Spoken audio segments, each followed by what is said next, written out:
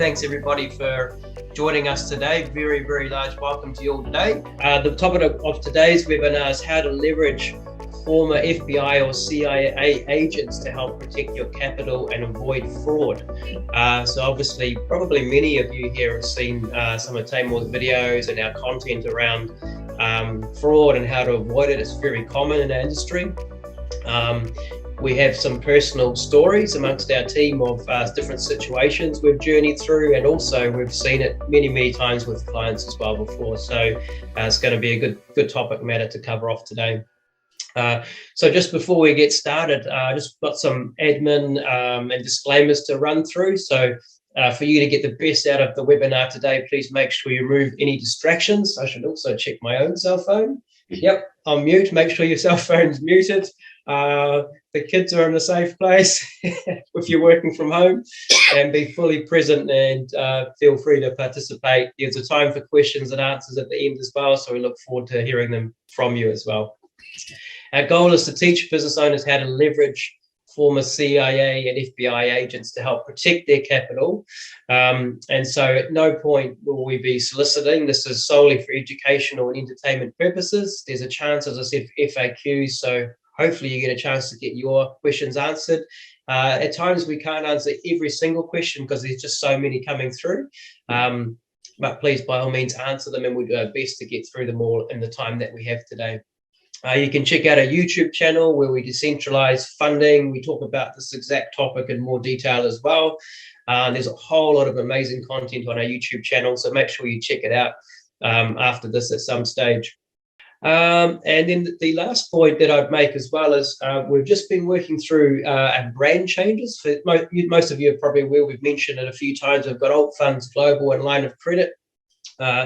Basically, we're advised by our branding or marketing agency to move away from line of credit because it's too restrictive, because we do way more than that. So Alt Funds Global covers everything that we do, for example, the webinar today. So you'll see that brand start to come through the material from this day forward on our YouTube, on our presentations. So yeah, look for that logo throughout this presentation today. And it's an exciting time for us here at Alt Funds Global, formerly Line of Credit. Brilliant. Okay, so today's topic, as I said, is about how to leverage former FBI and CIA agents and their information. What's pretty exciting about having people like that within our network is they've been there, done that, they've seen it, and they've been, had careers in the industry where they may be investigating situations, working for clients or working on government issues, for example. So they've been exposed to all types of fraud and really know what they're talking about. So our agenda today is to showcase how most business owners vet business transactions and the goods and the bads of how business owners do that. And also, I suppose, a framework on how to best do it and how to leverage someone like a former FBI agent. An introduction to who we are and how we came across former intelligence services. Some showcase of the benefits that we've used benefits of us working with experienced former FBI and CIA agents. It's all good for us to talk about the theory of it, but some actual showcasing of benefits, which I'm sure you'll get a benefit from, but also maybe your clients will benefit from it as well. Some case studies, which are real working examples. Talk about some costs. So the question obviously comes up is, what is it going to cost me to engage, somebody professional like that? So we'll cover that off today as well. We'll then have time for your FAQs, and then we'll introduce our follow-up as well. So that's our 7-point agenda today. So buckle up your seatbelts and get ready to roll. First I'd like to introduce Taimour Zaman, our founder, a man of extreme experience. Started off as a property investor, looking for ways to raise capital to grow hard and fast his, real estate portfolio. Got exposed to the alternative funding situation on how to raise funds, learned a lot about that, and over time has experienced many different elements that we're going to talk about today. Personally, had some situations that he worked through, engaged former FBI himself. So he's really an experienced person who's going to talk about this topic today. So without further ado, I'd like to introduce Taimour Zaman. Thank you so much, Joe, and everybody. Thank you really so much for your time, for inviting us to your home and offices, and allowing us to share some of our experiences, case studies like that for your benefit. Years ago, I invested in masks, the PPP protection stuff during the coronavirus hit. And in one of my investments, the CEO of the company went and had hired a intelligence person out the UK Secret Service. And that's when I came across, I'm on the contract paying this guy's bill. And I started to see the amount of work that he was doing. And I was like, I never knew you can hire former intelligence people as part of your team to do due diligence work. So when I wanted to build or get that for my own organization, it was simply because I was frauded from things like what I call private placement programs, and I didn't know how to find the genuine ones. So I went on places like LinkedIn, Facebook, Google, looking for people that were former FBI, CIA, UK Secret Service people, and I started cold calling them to say, hey, I'm looking for some help here in this area, and can you support me? In one of our future videos, webinars, you'll meet CIA Tom, who, guess what, comes from the CIA. And I remember the first day I called him, he hanged up the phone on me. Before he hanged up the phone, he said, why would I tell you 20 years of my experience and how to do background checking? I hanged up the phone. Today, he's one of my strategic vendors for sure.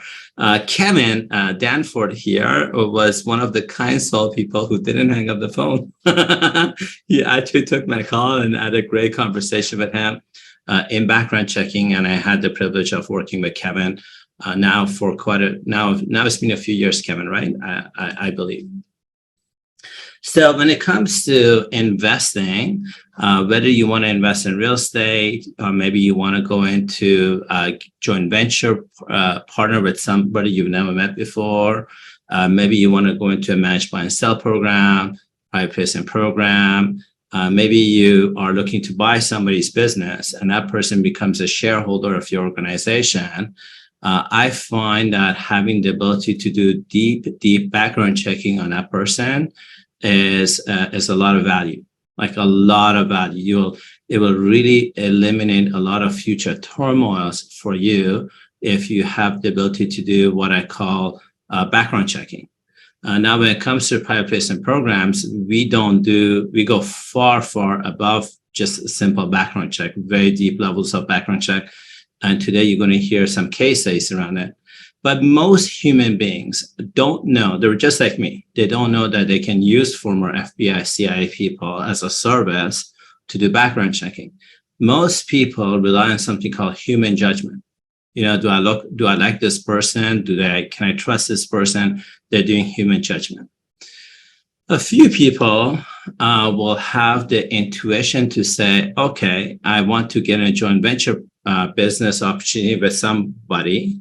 I want to buy a real estate transaction with them, as an example, or maybe they're an investor in my business, or maybe they're pitching a project and I'm the investor, whatever the story is. The second part a few people will get to do is to hire an attorney.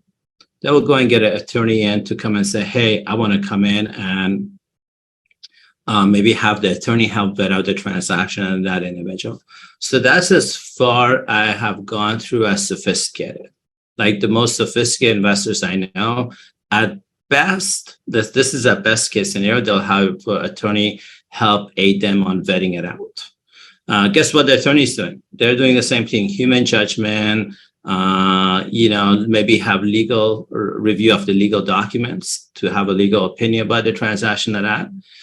1%, 2% of the population that I come across have the experience of, okay, I know that having an attorney just looking at this transaction is not good enough, right? I actually want to know deeply who I'm getting in bed with. If the guy says he has $100 million, does he really have $100 million kind of thing? Or if this is a managed buy and sell program, private placement program, how legit is this? That's what that's when a lot of people will look at, okay, can I use some outside help beyond attorneys? And they will seek out and find resources like former FBI, CIA agents to assist them out. what are the benefits of having a former FBI person or CI person helping you out on your projects? Well, the first one I can tell you for sure, it just gives you a peace of mind. It allows you to go to sleep knowing that somebody has vetted the partner you want to get into or the platform you want to get into, like that. Kevin can testify today. In a little bit later on, we may have a securities lawyer pop in today to talk about a platform like that. Everybody in my team will tell you, I personally do not look at anything until FBI Kevin, CIA Tom have vetted out the platform for as a step 101. Even when I have my business partners come and say, hey, Taimour, we have a provider who can do ABC, our internal process starts with Kevin. Kevin or the CIA people, then our second step is we're going to then have a very sophisticated security attorney look at it. So we have multiple eyeballs look at it before it even hits my desk. So what I get out of incurring that cost or the ability to enable those resources is just gives me a peace of mind, for sure. If you're trying to, a lot of our clients are all the time consistently trying to raise capital so they can participate in high yield programs like private placement programs and so on. Knowing that a former FBI or CIA agent has vetted that program gives the client a fair amount of confidence for sure. What I've also learned by working closely with Kevin is the types of questions he's asking, the types of places he's going to do what I call deep background checks. And so I've learned a lot with Kevin for sure. And I'm sure once he starts to talk about some of our case studies that we worked together on, you too will learn a lot on what fraudulent activities looks like compared to what real activities looks like. And then finally, I would say maybe 7 to 10% of my customers are unfortunately customers who went to one of our competitors for managed buy and sell program, private placement program, whatever the transaction was. And unfortunately, they were fraud. They were just like, the guy stole their money and disappeared. And then they come to us. Then they find us somewhere in their journey. And one of the things I've discovered is when we get FBI to work with their lawyers to do litigations and lawsuits like that, what FBI and CIA people can come up with in terms of data and information is far, far, far. I'll use the word far as in capital, FAR, far more data and like insights that your attorney needs to have that your attorney alone wouldn't be able to find by themselves. So that's some of the benefits of having FBI people in them. We use FBI people, former FBI or Kevin and CIA people to do conduct background checks. If you were ever interested in something that maybe you want to go in a JV agreement with somebody, you don't know who that somebody is. Maybe you want to have some kind of a privacy around your search, and that's something that you can also ask for. You don't want investigator, sophisticated investor to necessarily use your name when they're doing investigations. And then you're also looking for things that are people who are efficient. Should you decide at the end of this event for your own training, development, knowledge for your benefit to go look for your own FBI, CIA, UK Secret Service, or whatever else, when you're looking for these types of resources, what you're looking for is somebody who's got relevant experience in your domain, if that makes sense. So Kevin here, when he was working at FBI, and he'll talk a little bit about it, he has a lot of domain experience in something called white collar crime, right? So if I was single and I wanted to date a few ladies as an example, I wouldn't call Kevin to do a background check on the people that I may be interested in getting a romantic relationship with.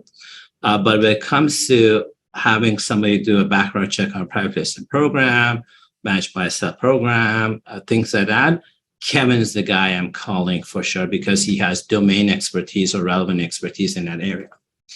The other things that you want to look for is somebody who's able to manage a transaction that's complicated, sophisticated, somebody who's got the experience of working through sophisticated stuff. I can tell you that people that are participating in criminal activities around managed buy and sell programs, private placement programs. These guys, they're sophisticated. And every single day, they get better and better at being con artists like that.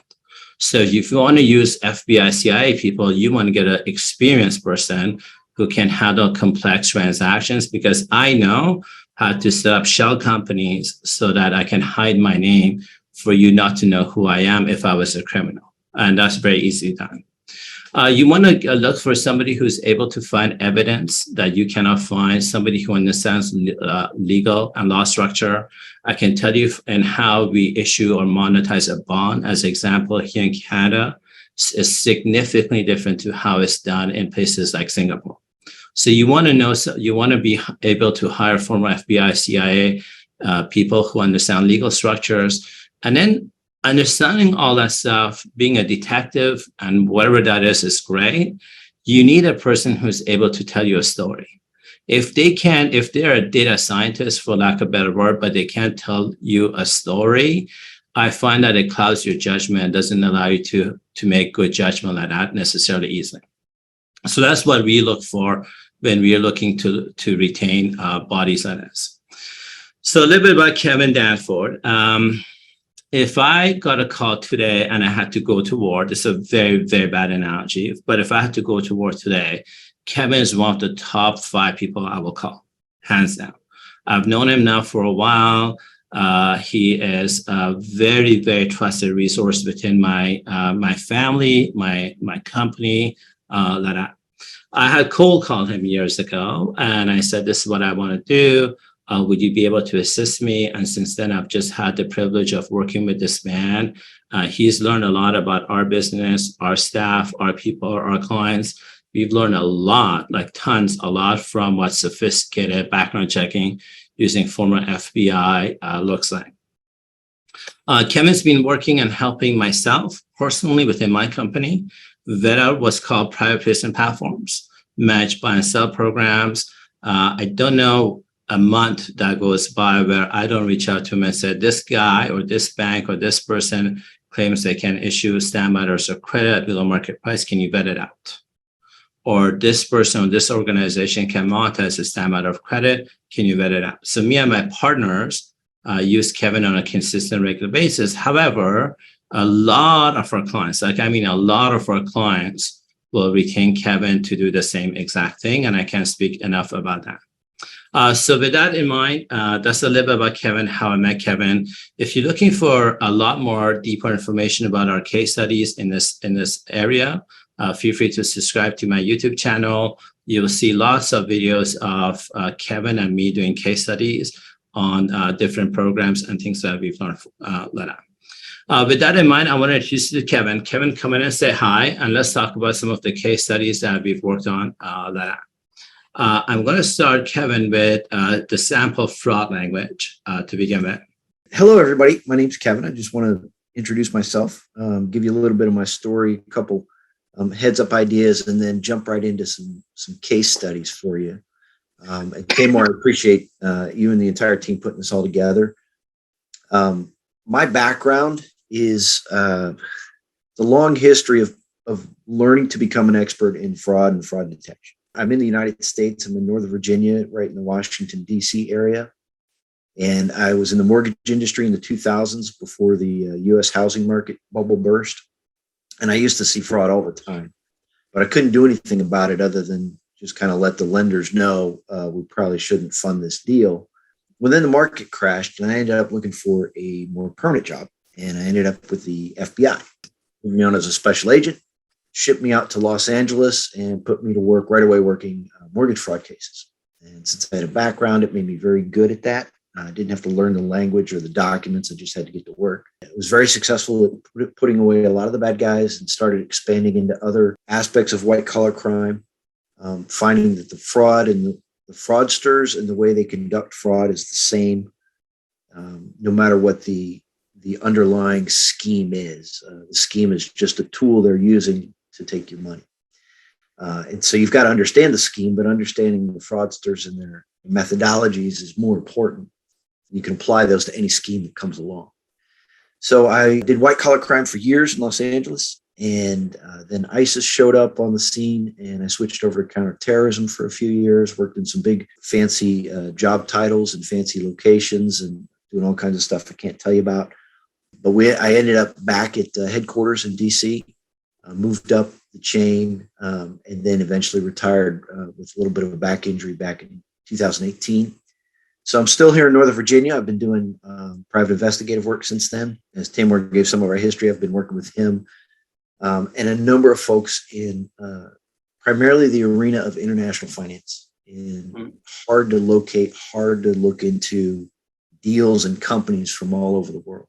And I've become an expert at that. And so that's what I'm really, really good at, and really good at finding stuff that you wouldn't know where to look to find. So that's kind of my background, where I'm from. I want to give you some tools that you can have, some concepts to keep in mind that might save you some trouble before you even engage someone like me or someone else, just to kind of keep some of the fraudsters out of your pockets. Smart people are more often defrauded than not smart people. If you ever know anything about hypnosis, intelligent people are more easily hypnotized than dumber people, if I can use that language. The same thing is true in the realm of fraud. Particularly smart people like to think that they're above average. And so common sense is for everyone else. Rationalizations that apply or that can be used by smart people. It's easy to talk yourself into doing something because you're above average.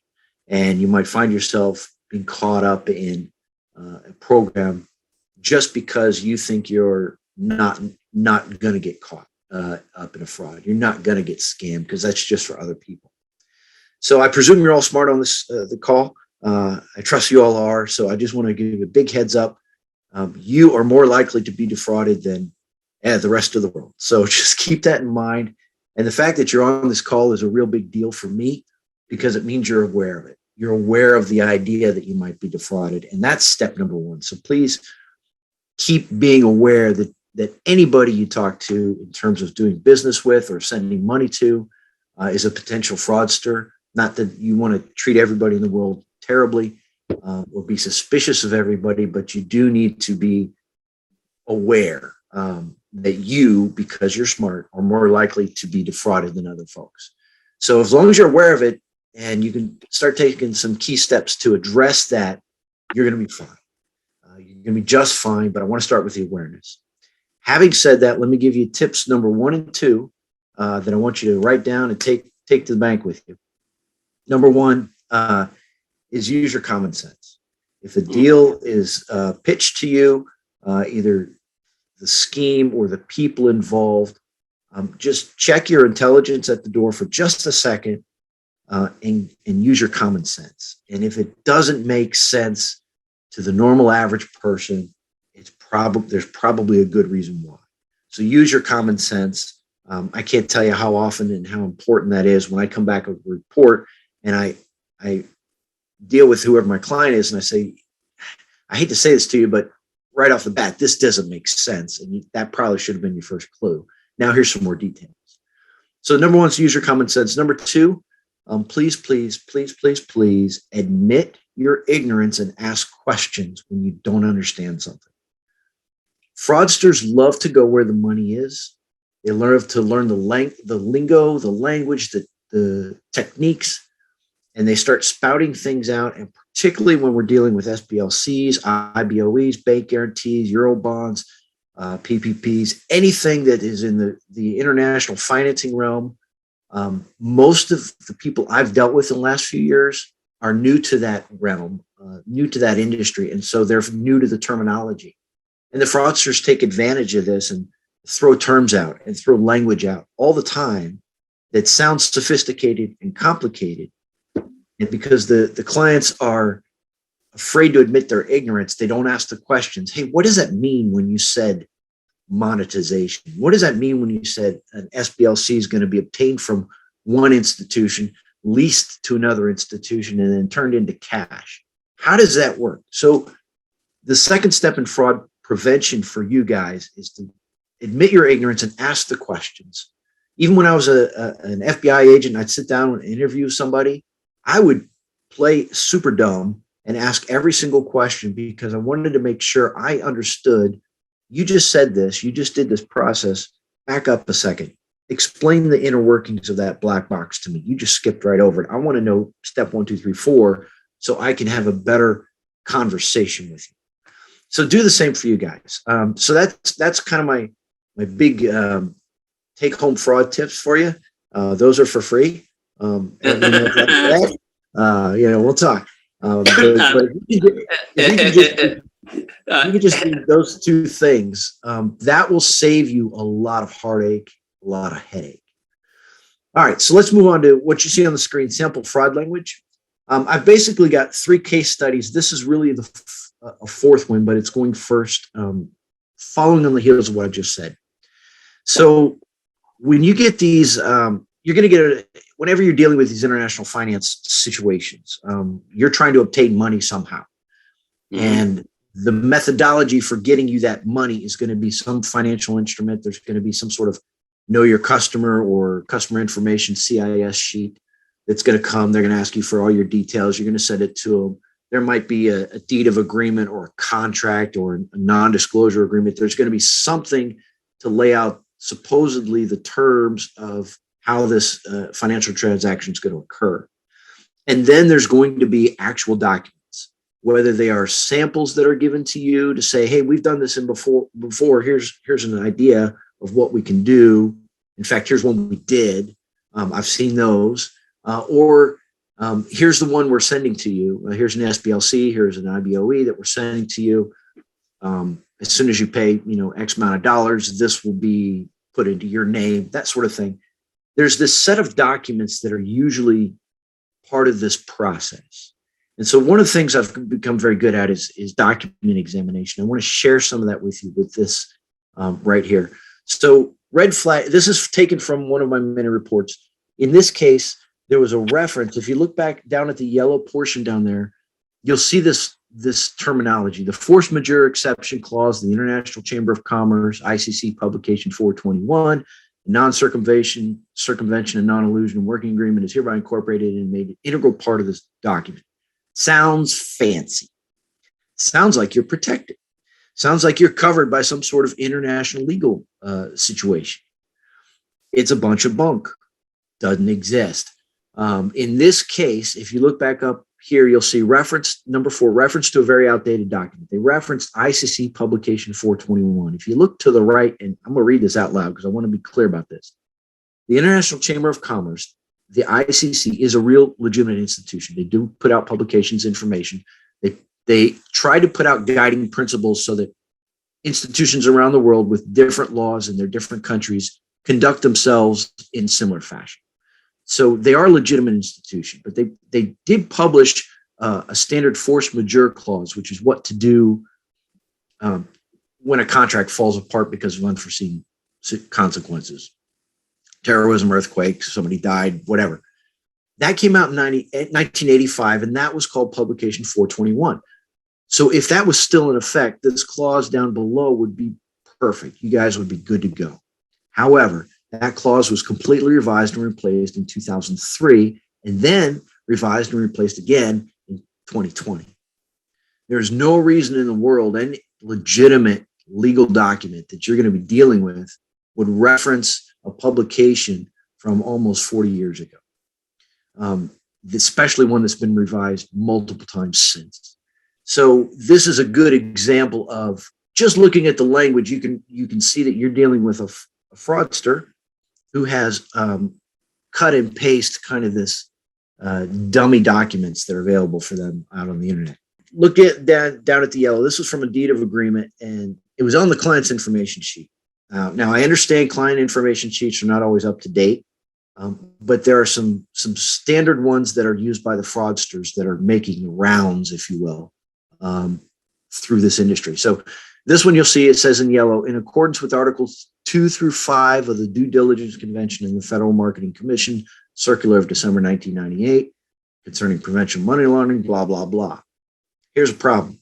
There is no such thing as a due diligence convention. Never has been, hasn't existed in any country anywhere. It's a made up title. Sounds great.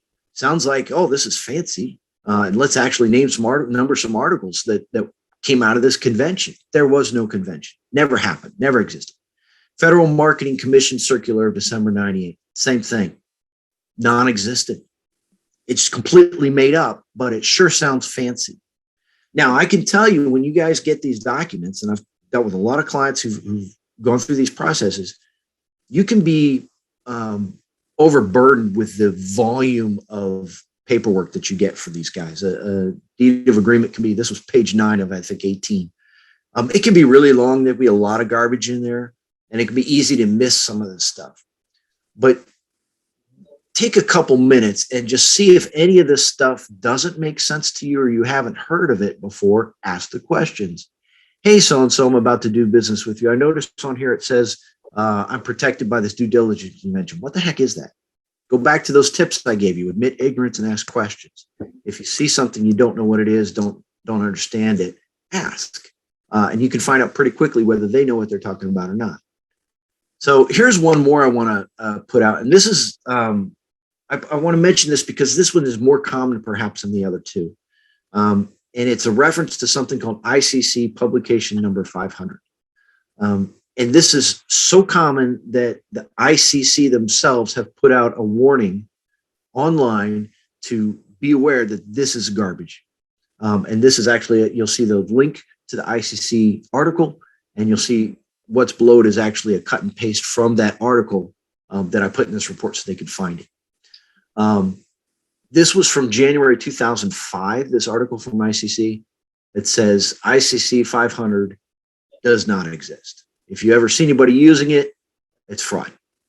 And you will see it. You'll see ICC 400, 500, 600. There's no such thing. They do have a non-circumvention agreement, but it is not those numbers at all.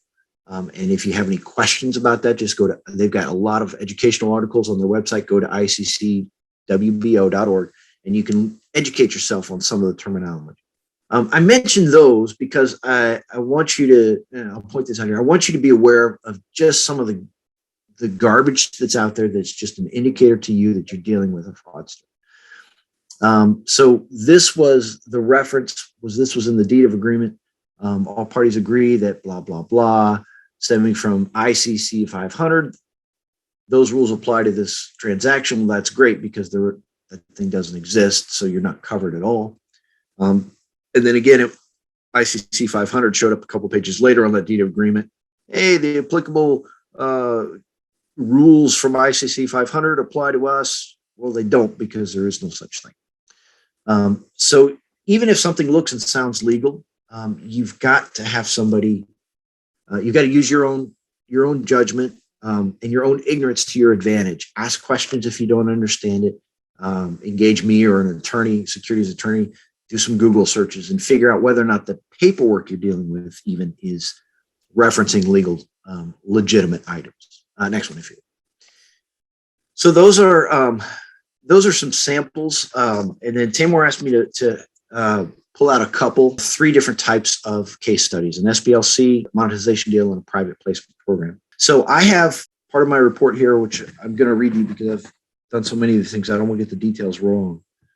This was a company called Billion Line Limited. So let me just tell you what the story was and why I was even engaged to do a background. The clients stated he was in the introductory phase of a potential multi-million-dollar deal, trying to raise some money for some wonderful things he wanted to do with it. His proposed investment was this. He was going to obtain a standby letter of credit from this company called Billion Line Limited, and he was going to monetize that instrument and then take the money and go do what he wanted to do. So that very simple process in terms of what we see all the time. How do I get some money? I want to get a standby letter of credit from somebody who has the wherewithal to get one. They're going to lend or lease or sell me the rights to use that line of credit, and we'll turn that into money somehow, and I'll take the money and off I go. So in this particular instance, the client found a company online, a United Kingdom company called Gunnar Limited, contacted them, and they referred him to a company called Billion Line Limited, based out of Hong Kong, represented by a fellow named Chin Y. Joseph Lee. Now, Lee sent an email to the client saying, I can get you a $50 million SBLC, and it's only going to cost you a $50,000 fee. Okay? Now, I would pause for a minute and ask you to apply common sense here and ask if that sounds like it's a legitimate deal. And if you have any concerns or wonders about that, is it legitimate? Does that sound like something this guy could do? And does that fee sound acceptable? Okay. And that's something you can talk to others who are in the industry if that's a kind of acceptable fee, but that's your first checkpoint for is this a common sense deal? Is this the same kind of deal I would get somewhere else? The client was given a deed of agreement, and then he contacted me. Hey, I'm not sure about this Gunnar Limited. I'm not sure Billion Line Limited, and I sure don't want to send $50,000 overseas to Hong Kong until I check it out. So here's the results of what I found, and this is what's instructive because you'll see this in other situations. This one was what I like to call a hijack situation or a copycat or an imitation. I like hijack because it actually brings the violence of this financial fraud to the mind. But Billion Line Limited was in fact a legitimate company based in Hong Kong. It was registered there in May 1987. I pulled the documents. However, that company had no connection whatsoever to this gentleman, Joseph Lee. And in fact, he hijacked their name and set up a copycat website to promote his fraud. So when you went to the website, he suggested or passed on, referred to the client for his business and how everything would work. It's Billion Line Limited, but it was not Billion Line Limited, the legitimate company's website. It was his copycat website. So it looked pretty good until we did some digging and found out that not only was that a bogus website, but Gunnar Limited, the referring entity in the UK, had a very similar website with some of the exact same language and information so both websites had a lot of similarities. It was clear that Joseph Lee had set up both websites and referred the client to himself. So that was one of the things that we learned. And I also found out Gunnar Limited, this entity in the UK, while officially registered there in 2017, had filed documents with the United Kingdom stating they had no income whatsoever for the last 4 years. So that kind of information tells you right away that this is a setup. The guy had a placeholder company which didn't do anything refer to his copycat company, where he hijacked a real legitimate company's name. Did a little more digging, found out that Joseph Lee was actually had a residence in Hong Kong, had a residence in Florida before that, believe it or not.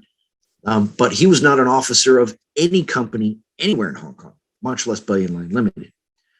He was an officer of two additional companies in the UK. And I have the name. One was TSI Global Solutions Limited, and one was Indigo Dragon Group Limited. They were both formed in February of 2019, both shut down in February of 2022. And I did this report and investigation after February 2022. So he had a couple business entities, no big deal, until I went to the next step, right? Somebody's got some businesses. We all have businesses. It's kind of the way it goes. Not a problem. Until I find out that a couple of his partners, one in particular, in those two entities, one of them was a gentleman named Khalil Piscopo, who was convicted in prison for fraud in Australia in the 80s, late 80s, 88, 89, had multiple allegations of online fraud since then, and was being sued at the time of this report in California for committing fraud with one of those UK entities, the Indigo Dragon Group. And the scheme was very similar to the one that was being pitched to the client by Joseph Lee. So that kind of big picture stuff, with a lot of details, but big picture was the fraudster had hijacked a legitimate company. When he dug a little, you found out he was associated with people who'd been convicted for fraud in the past, and one of his shared companies was used to commit a fraud in California. So not looking real good for this guy. I then went in to look at the deed of agreement. Those sample clauses that I showed you before, a number of those were in this case. And the documents just fell apart as soon as I started looking at them very closely. So I highlight that to say, not to say anything other than just be careful. But one of the things that we run into is, I've told people this, I kind of have a couple levels of fraudsters. I have the kind of shallow fraudsters who are real easy. We'll get to one of those. Actually, the third one's real easy to tell. And some of them are kind of medium level fraudsters, or they're sending you to somebody who's the real genius of the fraud, but they kind of sort of know what they're doing. And then you have the very sophisticated, complicated fraudsters. And those are the ones that will do something like this, where they set up a hijack deal. They use legitimate name, legitimate. And I have a number of these where you look into it, and the name and the company, they're fine, upstanding people with no indications of fraud whatsoever, until you dig really deep and find out that the person you're dealing with is not that legitimate person and not that legitimate institution. It's somebody borrowing their name. And those are the most difficult frauds to suss out and determine. And that's where you need someone like me who can dig really deep to get past kind of that facade of legitimacy. This one was also a very sophisticated fraud until I realized my ignorance. Once I realized my ignorance, the entire scheme fell apart based on common sense. But my ignorance was preventing me from looking at the common sense until I started digging into this case. And finally I went, aha, light bulb went off. And I had to step back and go, this whole thing is garbage from the start. But it sounded so good. Can I just share the quick story here? Yeah. So this is a person from, you put the name Pakistani here. I wouldn't have mentioned that, but anyways, Middle East, who contacts two legitimate brokers in New York City, convinces the brokers that some, I'll say multimillionaire in Pakistan has passed away, and he's a beneficiary of a private placement program, and provided all the paperwork to say that's true. The brokers in New York City, legitimate brokers in New York City, for lack of a better word, bought the Kool-Aid. They had no idea what private placement programs were. So they Google private placement programs and they find me. And I think it was a Friday afternoon, they called me up and said, hey, there's like I can't remember what the number was, like an $18 billion private placement program. We got a client. So I said, why are you calling me? You should call an attorney. If you have $18 billion, you should have like the top law firms and accounting firms in Pakistan around you. Why do you need Taimour? So then I told the guys, okay, why don't we do a background check on this individual? And that's when FBI came and got involved. And then you start to work on, is this person real? Who's the Nigerian prince here, like that. And then you came up with a fancy report to the brokers who retained us to do a background check on the whole thing. And the brokers were promised shares of $18 billion private placement program. And this would be like a lifestyle change for two brokers in New York City. And by the way, that's really fancy, right? To get people like me, get a phone call from New York. I'm probably not gonna, I don't want to say I smell the cat, versus a guy calling me from a third world country, if I can say that way. Like a guy from third world country who calls me and says, Taimour, I have $18 billion. Just by default, I would be suspicious. If a guy calls me from downtown New York, I said, I have $18 billion. I'm not saying I wouldn't be suspicious, but I wouldn't be as suspicious. So Kevin comes up with this massive, I can't remember, like a 400-page report proving these are all fraudulent. We gave it to the client, which is not the fraudster in Pakistan. It was the brokers. Those were the people who retain us. And they decided to argue with Kevin. Anyways, I'll keep quiet. Kevin, go ahead. Sorry. That's the colorful part of the story. Let me give you some details because I think it is informative and educational. But yeah, the whole story at the end of the day, and I'll give you this summary at the end, just doesn't make sense once you look at it. So here was the story that was presented to us by the broker.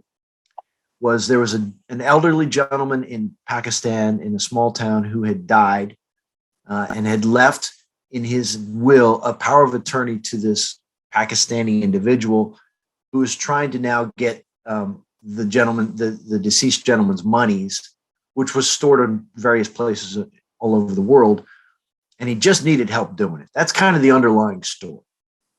What this gentleman supposedly had bequeathed was there were 3 euro bonds, €1 billion, 1.1 billion euros, and 1.5 billion euros, 3 euro bonds that this gentleman supposedly owned. And he was one of them had been cashed out, and the money was sitting in a bank account in Italy, but had been transferred through Luxembourg to a Royal Bank of Canada account in Canada.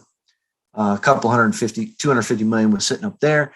And then the other bonds were ready to be redeemed, but they just needed help doing it. That was kind of the pitch. So the documents that we looked at were everything from the powers of attorney to see if they were legitimate. They weren't. To these bonds that were supposedly ready to be cashed out. They weren't. To the money that was supposedly sitting in a bank in Italy and another bank in Canada, and I think one in Luxembourg as well, that it went through, and none of those were legitimate. The story and the way it was pitched to these brokers in New York, because they did not understand how Euro bonds worked, it made sense to them. This gentleman was the owner of these really big denomination bonds, and he's passed on. The person who now controls those bonds, they just want to cash it out. I mean, that's kind of the story. So I pause here for education. This is the educational portion of our video where we're going to talk about Euro bonds. But understanding Euro bonds will show you very quickly why this whole thing didn't make sense. And this is where my ignorance came in until I dove in and actually had some phone calls with some bigwigs in Europe who run these Eurobond in exchanges, and they helped educate me on the detail. Let me make it very simple. When you go to a bank to borrow money, the bank lends you money with the expectation that you're going to pay them back plus interest. That's the whole purpose for them. A bond is the flip side of that. A financial institution wants to borrow money from the people, whether it's a bunch of little people, a bunch of big wealthy people, whether it's a retirement account, other smaller financial institutions. It could be a local government entity that issues state and municipal bonds, but usually it's a financial institution like HSBC, Swiss Credit. They want to raise $1 billion. They'll put out the call to everybody to invest in them, give them the $1 billion, and then 5 years from now, 10 years from now, at a specified time, they will pay that money back plus interest. So it's a bank loan in reverse. Let's say I'm going to use the word share. It's a bad term, but I bought shares of this bond. Let's say Credit Suisse issued $1 billion bond. I've bought $100 worth in 5 years. I go to them and they're going to pay me $110. I put my money in, I'm going to get my money plus more back. Meanwhile, Credit Suisse has raised money now because they need to use it now and they'll pay for it later. There's a whole market that allows me to sell my future income. So I have this bond that I bought for 100. It's going to be worth 110 in 5 years, but in 2 years, I need my money. I want to get out. I'll find somebody else who will buy it from me for $105. I'll make $5 profit. They'll then go to Credit Suisse when the term is up and they'll get 110. They'll get $5 profit. And so there's this whole marketplace in Europe for sharing and trading these shares. Again, that's the wrong term, but it's easier to understand. What does not happen is no single person owns the $1 billion bond.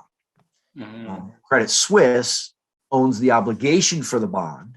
They're obligated to pay that $1 billion to all the people who gave them money in the first place, or who hold the notes by the time the redemption period happens.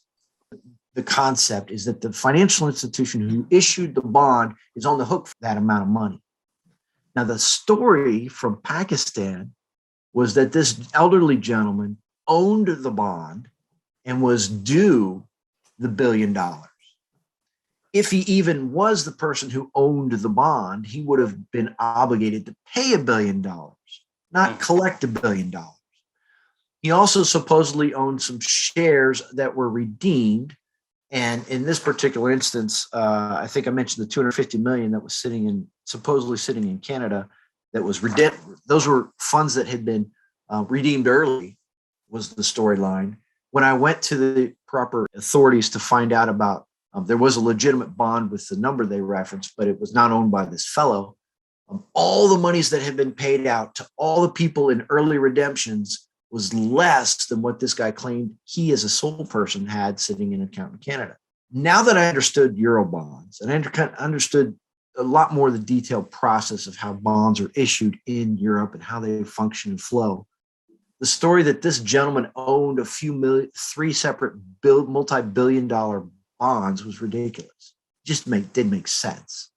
I dug a little deeper just to kind of round out the story for you. This gentleman actually lived in a very lower to lower middle income part of Pakistan. He ran a convenience store, and there was no way in the world that he was worth billions and billions and was trying to pay somebody to go outside of the country to another continent to try to get his money. I use this example because it's easy to get caught up in the convoluted explanations, and then the dollar signs start hanging around in your head thinking, okay, if we can make this happen, I'm going to make this kind of money. And like Taimour said, change of lifestyle, this kind of money might make a big difference in my world. So even though if I don't understand it all, let me try to proceed. If you don't understand what's being pitched, ask the questions to make it simple enough. Warren Buffett always used to say, if you can't write it out on a napkin, don't invest. If you don't understand it that simply, don't put the money into it. And this is one of those where even the brokers in New York should have paused instead of going on further and said, hold on a minute. This guy's got billions of dollars, but he's from a small town in Pakistan. What's really going on? This was a private placement program. This was probably, and I mentioned this because this is one that anybody should have caught without having to pay me. Just quite frankly, because it was a low-level fraudster. It was poorly done. This is one where I skipped the whole pitch, put money in, get a lot of money out. That was the pitch. There was a customer information sheet that came from the people the money was going to. And there was a passport attached to it for the person the money was going to. This is a person you as a client are dealing with. You're going to send your 50,000, 100,000, whatever it is, over to this person. They're going to turn around and make things happen and you'll be rich. So just in the documents that were there to say, here's who the money's going to, there were so many inconsistencies. The date of birth on the information sheet did not match the date of birth on the passport. That's what we call a red flag. The name of the company throughout the document kept changing. It went from Carter Company Group to Carter Group Company to Carter Company Group Company Limited. And it kept changing names. And so that inconsistency was very easy to spot as well. And then a little bit more digging. That's what anybody who looked at that should have caught that. But then what I found in addition was the folks who set up the website, which was a dead website. It's another red flag. The website was registered by an individual who had also registered, and I think I stopped at 10 other known identified frauds with 10 other known identified fraud websites. And so it didn't take very long for me to figure out, not only does it look like fraud just from the documents you sent me, but a quick dive into who set things up to pitch this program shows that they're fraudsters as well. That's kind of the couple examples for you, kind of gives you a taste of what I'm looking for when I look for things. I try to find out big picture wise, are the people you're dealing with and the companies you're dealing with legitimate? Are they registered? Do they exist? Do the people who supposedly represent them actually represent them on corporate documents? Do they have a legitimate business location? Do they have a website? Is the website real or is it hijacked or is it garbage? I have a long list of red flags of things I look for. And this is, I'm actually going to head off one of the questions for the frequently asked questions section, Taimour, because this is a question I get most often. And the question is always this: hey, Kevin, you've done all these background checks. Have you ever found anybody who's legitimate? Mm-hmm. I understand that question. It's a fair question, but it's the wrong question for me because of what I do. What I do is I don't look for whether somebody's legitimate. What I look for are red flags that suggest there may be fraud involved that are risk factors. And then I present them to whoever's asking me to do the report and allow you to decide what to do about those risk factors. What risk level are you comfortable with? I'll give you an example. It can range on the light end of, hey, this guy is, the only red flags I have on this fellow is that he's kind of new to this financing world. He's in construction before.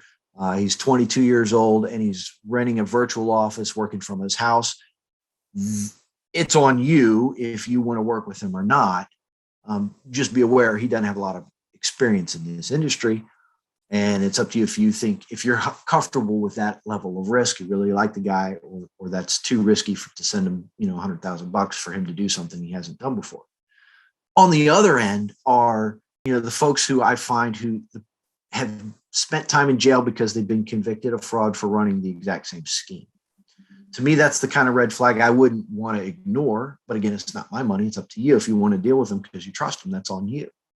So I kind of have this huge spectrum of what I find, and it's not my job to decide for you what kind of risk you're willing to accept. My job is to flag the risks for you, and then you make the call. So I say that with this one final story, because even if you find somebody who doesn't have a lot of red flags, you still have to keep your antenna up, because people who commit fraud are usually one of two groups. There are folks who are habitual fraudsters, or there are folks who find themselves in a situation and some sort of pressure that convinces them to rationalize doing something they wouldn't otherwise do. And so they might not look like they're going to commit fraud now, but that doesn't mean they won't in the future. Found a gentleman in Europe, well-known financial background, wonderful family, no red flags, great guy. Let's do business with him. He says he's going to take the money and bring in a third party to help him make this private placement program work. I look into that third party and red flags everywhere. The guy's been, there's actually an outstanding warrant for him in his country. And it looks like he's got fraud going on. He runs his little tiny entity registered in Portugal. And it just doesn't look like this guy's legitimate at all. There's a lot of red flags. I personally wouldn't do business with this third party. Happy to do business with the first party. So what happens is my client says, okay, I'll deal with the first party, send some money to the first party. The first party then sends some of the money to the guy that I found a lot of red flags on, who obviously ran away with the money. So now this guy who had no red flags is in a pickle, because he, the good guy, is on the hook for money that's gone. So now here's where the fraud came in. He decided that he was going to take the money that was left, run a side hustle to try to recover his cost and give the money back. But in doing so, he committed fraud because he took money that wasn't his and played with it to do something else that wasn't intended for. And so I mentioned that to say, even if I find somebody that has no red flags, still keep your ears and antenna up. Still pay attention, because if somebody's situation changes, they may be willing to do stuff they weren't willing to do yesterday. So I just mentioned that as well, because I know that's a question that comes up as well. Have you ever dealt with so-and-so? Awesome. Thank you so much for doing that, Kevin. I really appreciate it. You can go to Trustpilot. Today, I'm very, very proud to say we score 4.8 out of 5. We strive to always score a 5 for sure. And that's a great way to check out our experience, our ability to execute, what value we bring in, and so on, for sure. We are going through a name change. So right now on Trustpilot, we are linecredit.ai, and we need to change that to All Funds Global like that. So with that in mind, what else do I need to talk about? I want to talk a little bit about prices of people like Kevin. So if you wanted to engage people like Kevin, there's obviously an hourly rate fee that that people would charge. It would be, hey, Taimour, I want to go into a joint venture agreement with somebody. I don't know who that person is. And you may want to simply do a background check on that individual. So you're hiring our resources for a minimum of 4 hours. You may have a funding instrument like an IBOE, standard matter of credit, somebody who agreed to give you a funding instrument. And boy, if you monetize it, or somebody who's going to issue it to you like that, you may want to have the funding instrument being verified to see if the funding instrument is real. In my industry, alternative funding industry, unfortunately, fraud is very, very common. Unfortunately, fraud is very common. That's why and how we differentiate is we go to places like Trustpilot and ask people to give us reviews on our services, ability to execute things like that, so people can distinguish us. But this is an industry that's full of fraud. So if you wanted to engage us, the other way you could engage us is you've got a funding instrument that somebody's promised you that you're going to get or monetize to that, and you may want to have somebody like Kevin do a background check on the funding instrument itself. Finally, the next one is you may want to go in a private placement program. Private placement program is oftentimes it's one guy who is the front office and there's 10 other people behind the scenes. The 10 other people behind the scenes where oftentimes the fraud is located in. And so the amount of time it takes to investigate a private placement platform and the number of people behind the scenes is a lot more than simply doing a background check on somebody you may want to get into a JV bank. So those are 3 times or 3 different instances you may want to engage here. Organization is to say, I want to do a background check on an individual, I want to do a background check on a funding instrument, or I want to go into a private placement program, managed by a sub program with these folks, and can you do a background check on that? So here are some services and the fees that goes with that. With that in mind, before we go into, do we have time for one frequently asked question? There is one currently. It says, for clarity, if we see contracts that have ICC language dated pre-2020, then the contract is not valid, ? Correct. Kevin, do you want to add anything to that? Yeah, I'll say you want to check with a securities attorney for legal information. From my perspective, if a document is referencing an outdated convention or something and says, hey, we're bound by this old, I don't see how logically that could be the case. If it's been replaced, how you could be bound by something that is no longer enforced. Awesome. Thank you.